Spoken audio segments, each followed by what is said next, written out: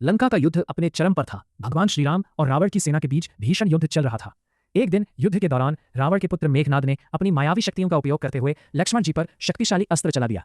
उस अस्त्र के प्रभाव से लक्ष्मण मूर्छित होकर भूमि पर गिर पड़े। यह दृश्य देखकर पूरी वानर सेना और स्वयं श्रीराम भी अत्यंत दुखी हो गए। श्रीराम की आंखों में आंसू आ गए, क्योंकि लक्ष्मण उनके प्राणों से भी प्रिय थे।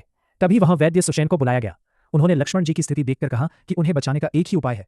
हिमालय के द्रोणागिरी पर्वत से संजीवनी बूटी लानी होगी, जो रात के पहले प्रहर में ही काम करती है।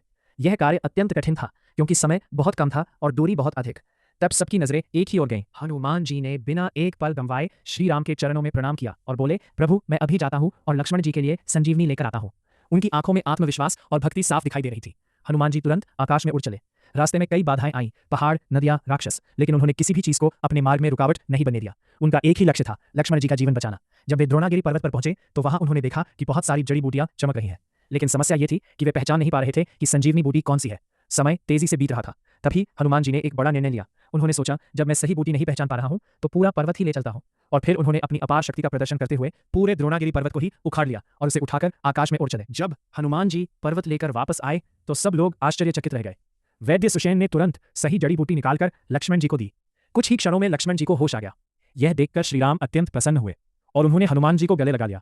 उन्होंने कहा, हनुमान, तुम्हारे जैसा भक्त और मित्र कोई नहीं हो सकता।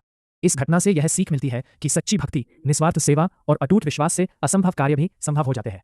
हनुमान जी ने यह साबित कर दिया कि जब उद्देश्य पवित्र हो और मन में श्रद्धा हो तो कोई भी बाधा बड़ी